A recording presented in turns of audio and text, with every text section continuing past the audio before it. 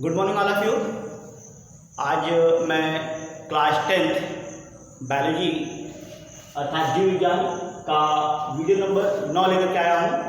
इसके पहले आप सभी बच्चों को 8 वीडियो जैव प्रक्रम से डाले जा चुके हैं। जो 8वां वीडियो था वह श्वसन तंत्र से संबंधित था और यह वीडियो परिवहन तंत्र से संबंधित है। यूपी बोर्ड में ये सबसे ज़्यादा इम्पॉर्टेंट टॉपिक में से एक है। इसके अंतर्गत हम लोग मानव शरीर में होने वाले रक्त के परिवहन के बारे में अध्ययन करते हैं, रक्त के बारे में अध्ययन करते हैं, हृदय की बाह्य तथा आंतरिक संरचना के बारे में अध्ययन करते हैं।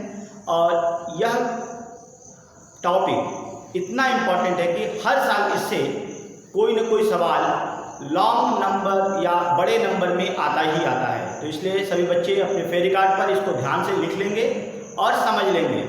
समझाने का प्रयास किया जा रहा है और बोर्ड पर लिखा गया है। थोड़ा अपने कॉपी किताब निकाल लें और अपने फेरी कार्ड पर लिखना प्रारंभ करें। तो स्टार्ट करते हैं। अध्याय 6 जैव प्रक्रम। अध्याय 6 जैव प्रक्रम क्लास 10 जीव विज्ञान से स्टार्ट कर रहा हूँ। हमारे पास है परिवहन तंत्र। परिवहन तंत्र का मतलब है ट्रांसपोर्टेशन सिस्टम या ट्रांसपोर्ट सिस्टम। ट्रांसपोर्ट सिस्टम का मतलब क्या होता है कि कोई पदार्थ या कोई वस्तु एक स्थान से दूसरे स्थान तक जाए और फिर वहां से आए, उसी को हम लोग क्या कहते हैं, ट्रांसपोर्ट करना। और अगर हिंदी में बात करें तो परिवहन करना। तो जिस तरह से हमारे संचार की व्यवस्था में गाड़ियां वगैरह चलती है तो हम लोग क्या कहते हैं, परिवहन निगम कहते हैं। वाराणसी परिवहन निगम या उत्तर प्रदेश परिवहन निगम। तो परिवहन का मतलब यहाँ पर ये हुआ बच्चों कि कोई भी पदार्थ एक जगह से दूसरे स्थान पर जाए और वापस आए, तो इसी प्रक्रिया को परिवहन कहते हैं। तो मानव शरीर में जो परिवहन हो रहा है वो कैसे हो रहा है, या जीवों में जो परिवहन हो रहा है वो कैसे हो रहा है, इसको देखें। यहाँ पर लिखा हुआ है परिवहन तंत्र विकसित। विकसित का मतलब होता है जो बहुत बड़े जीव हैं या विकास कर गए हैं, जो अपने आप को धीरे धीरे जटिल संरचना में ला दिए हैं, उनकी बात कर रहे हैं हम। तो विकसित प्राणियों, जैसे मानव यहाँ पर ब्रैकेट में लिखा हुआ कि हम लोग को मानव के बारे में पढ़ना है। तो विकसित प्राणियों में भोज्य पदार्थों, ऑक्सीजन तथा कार्बन डाइऑक्साइड। यहाँ ऑक्सीजन का जो प्रतीक होता है वो O2 हो सकता है और कार्बन डाइऑक्साइड का प्रतीक क्या होता है, CO2 हो सकता है। तो फिर से विकसित प्राणियों में भोज्य पदार्थों, ऑक्सीजन तथा कार्बन डाइऑक्साइड के आदान प्रदान एवं उत्सर्जी पदार्थों को शरीर से बाहर निकालने के लिए जो तंत्र पाया जाता है उसे परिवहन तंत्र कहते हैं। अर्थात हमारे शरीर में जो भी भोज्य पदार्थ हुआ, हम लोगों ने ऑक्सीजन लिया या कार्बन डाइऑक्साइड छोड़ा या उत्सर्जी पदार्थों का त्याग किया, उत्सर्जी पदार्थ में मल मूत्र होते हैं, इनका त्याग किया, इन सभी को एक शरीर में एक स्थान से दूसरे स्थान तक ले जाने का काम कौन करता है, हमारा परिवहन तंत्र। इस परिवहन तंत्र के अंतर्गत दो लोग आते हैं। इसके अंतर्गत रक्त परिसंचरण तंत्र, दो लोग आते हैं। एक है रक्त परिसंचरण तंत्र और दूसरा है लसिका परिसंचरण तंत्र आते हैं। तथा इसमें रक्त, लसिका, हृदय और वाहिनियां आदि अंग सम्मिलित होते हैं। क्योंकि आपको पता है कि अंगों के समूह को ही क्या कहते हैं, हम लोग तंत्र कहते हैं।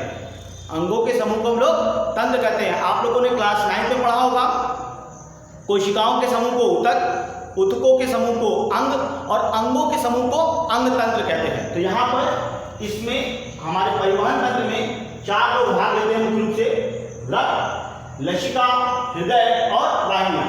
अब अगर हम लोग परिसंचरण तंत्र की बात करें तो हमको पता चलेगा कि परिवहन तंत्र हमारा 2 भागों से मिलकर बना होता है। पहला है रक्त परिसंचरण तंत्र और दूसरा है लसिका तंत्र। तो यहाँ पर आपको मुख्य रूप से परिसंचरण तंत्र के बारे में पढ़ना है। इसको हम लोग इंग्लिश में सर्कुलेटरी सिस्टम कहते हैं। तो परिसंचरण तंत्र क्या है, परि मतलब होता है, आप लोगों को बताया गया होगा कि पर्यावरण की जब परिभाषा बताई गई होगी तो बताया गया होगा परि मतलब हमारे चारों ओर, और संचरण मतलब होता है गमन करना, आना जाना। तो हमारे शरीर में चारों ओर कोई पदार्थ अगर इधर से उधर जा रही हो तो उसी को ही क्या कहते हैं लोग, परिसंचरण। और क्योंकि इसमें कई सारे अंग मिलकर के काम करेंगे इसलिए इसे तंत्र कहा जाएगा। तो इसकी परिभाषा देख लीजिए, जीवधारियों में पोषक पदार्थों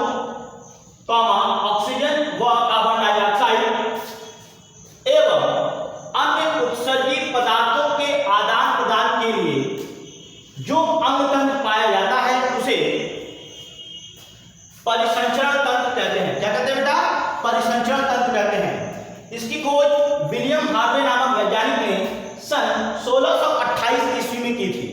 इसकी खोज कब हुई थी बेटा? इसकी खोज विलियम हार्वे नामक वैज्ञानिक ने सन 1628 में की थी। ये 1 नंबर का बोर्ड में पूछा जाने वाला सवाल है कि परिसंचरण तंत्र की खोज किसने की? तो आपको पता होगा परिसंचरण तंत्र की खोज विलियम हार्वे ने की। किस सन में की? तो सन क्या है आपका? 1628। अब परिसंचरण तंत्र के 2 प्रकार होते हैं। परिसंचरण तंत्र के प्रकार के बारे में बात कर रहे हैं हम लोग। तो परिसंचरण तंत्र 2 प्रकार का होता है। पहला है आपका खुला रक्त परिसंचरण तंत्र और दूसरा है बंद रक्त परिसंचरण तंत्र।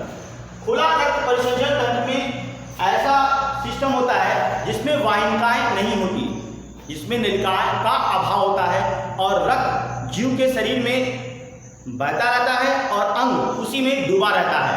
किसमें? रक्त में। तो यहाँ इसकी परिभाषा हो गई खुला रक्त परिसंचरण तंत्र की परिभाषा।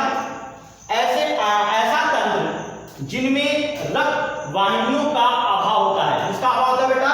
रक्त वाहिनियों का अभाव होता है।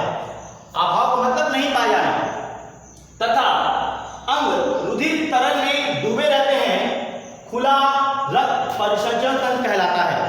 इसका एग्जाम्पल देख लो, मकड़ी, कॉकरोच। कॉकरोच कई बार पूछा गया है कि कॉकरोच में रक्त परिसंचरण तंत्र कैसा होता है? तो आपका खुला होता है। कॉकरोच, मकड़ी, ये दोनों कहां के होते हैं? आर्थ्रोपोडा संघ के होते हैं। किस संघ के होते हैं बेटा? आर्थ्रोपोडा संघ के होते हैं। और आपको क्लास 9 में बताया गया होगा कि आर्थ्रोपोडा संघ जंतु जगत का सबसे बड़ा संघ होता है। इसके अलावा कुछ सिफेलोपॉड्स प्राणियों में पाए जाते हैं और भी है जिसमें खुला रक्त परिसंचरण तंत्र पाया जाता है। विशेष तौर से आपको ध्यान रखना है, खुला रक्त परिसंचरण तंत्र मकड़ियों में मिलता है या आर्थ्रोपोडा संघ के प्राणियों में मिलता है। अगला है दूसरा नंबर, बंद परिसंचरण तंत्र।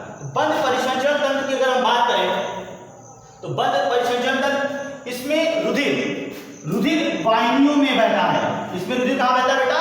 इसमें रुधिर वाहिनियों में बहता है तथा रुधिर केशिकाओं द्वारा पोषक पदार्थों का आदान प्रदान होता है। अच्छा, बंद रुधिर परिसंचरण तंत्र कहां पाया जाता है? बंद रुधिर परिसंचरण तंत्र मुख्य रूप से केचुआ अर्थात एनिलिडा, मनुष्य एवं समस्त कशेरुकी प्राणियों में बंद रुधिर परिसंचरण तंत्र पाया जाता है। इतना नोट कर लीजिए।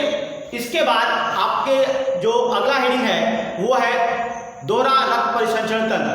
तो इसे नोट कर लीजिए, फिर मैं आप लोग को आगे बताता हूं।